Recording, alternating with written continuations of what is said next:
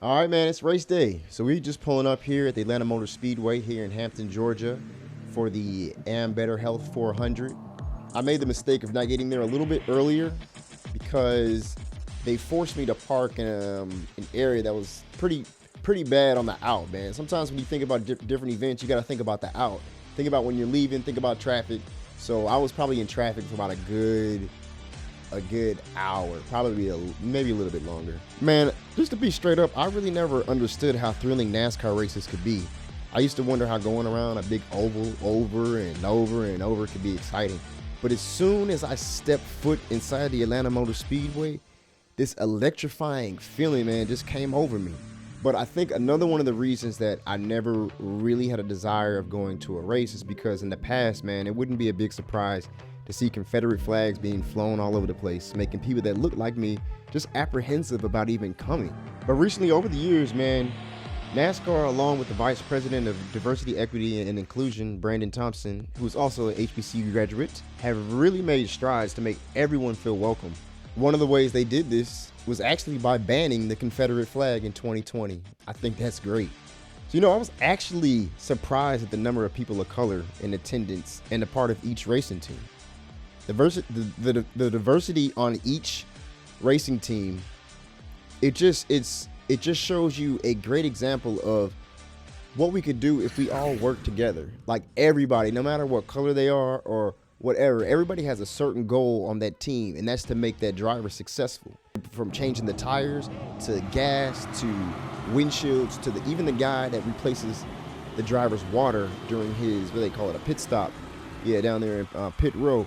Everyone has a little job to do, and if everyone does their job right, it makes that driver successful, no matter what the color is, everything, man. If we can just apply that and just work together in other things throughout the world, throughout life, man, I think that would make life a lot better for everyone.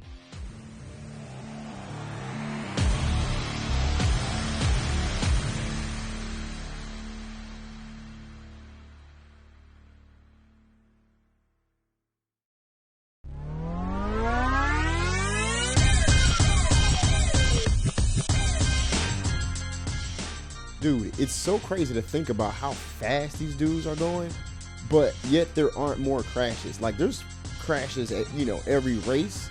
Stuff happens and stuff like that, but them going at that speed, I think they're going in excess of 190 miles an hour around an oval 400 times, I think.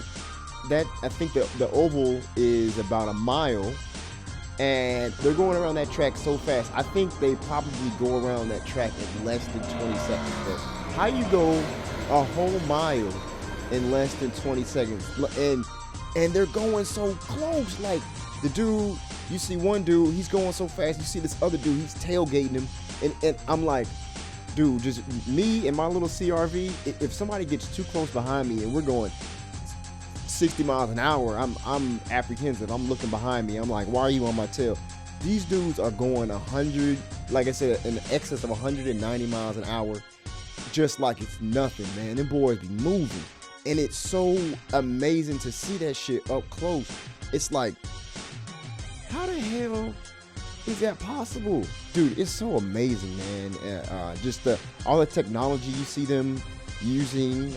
So yeah, actually another interesting fact that I found out after doing some research was that ever since the tragic loss of Dale Earnhardt Sr. in 2001 at the Daytona 500, NASCAR has increased safety on all the vehicles so much so that if there's a huge crash, there's basically no injuries. They implemented a head and neck restraint system as well as a window net so that it keeps the driver's arms inside the car if they are in a high-speed crash.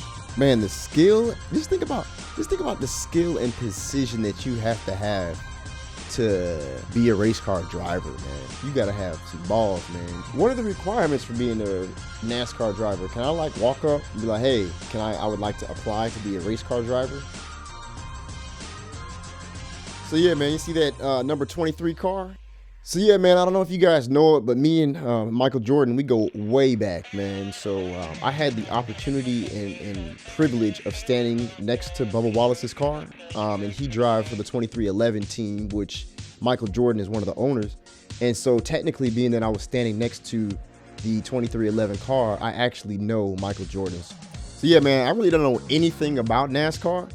But just being there and just being around, being in the atmosphere, it just draws you in and makes you really want to learn more about NASCAR, learn about how the point system works, learn about how the drivers navigate, like how they, who helps them navigate.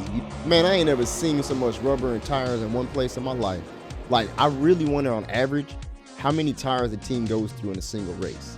Like, I'll just see a dude walking or like rolling a big stack of like 4 or 5 tires that look like they got holes in them and stuff, and it's just really interesting to think about, like, how many tires do you guys go through as a team, or how much fuel do they use, you know, on average as a team, or just different stuff. It's just kind of fascinating to think about. So yeah, man, if you ever have the chance of going to a NASCAR race, please do so.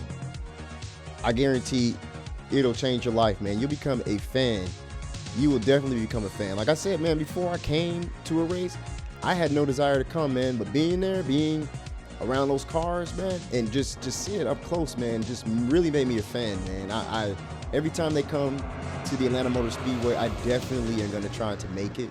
But like I said, if you have a chance to go, please do so. But also make sure you get you some get some headphones, some earplugs or something like that, because it's loud, man. It gets real loud down there. I didn't have any headphones this time, but I definitely will next time. But I think it kind of added to the excitement, to the adrenaline with me, just to not have any and really get the full experience of the sights and the sounds and just the smells of the rubber, just the oil, just everything, man. And just seeing that up close, it was just incredible. It was incredible, man.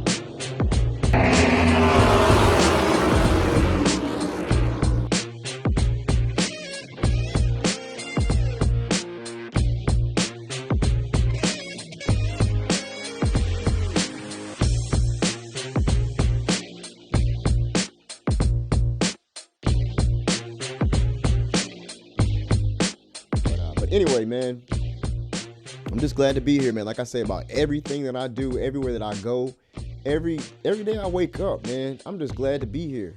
And I just want to share my experiences with other people. I want other people to go to the Atlanta Motor Speedway, go to Talladega, go to the Daytona 500, man, and just really take it in,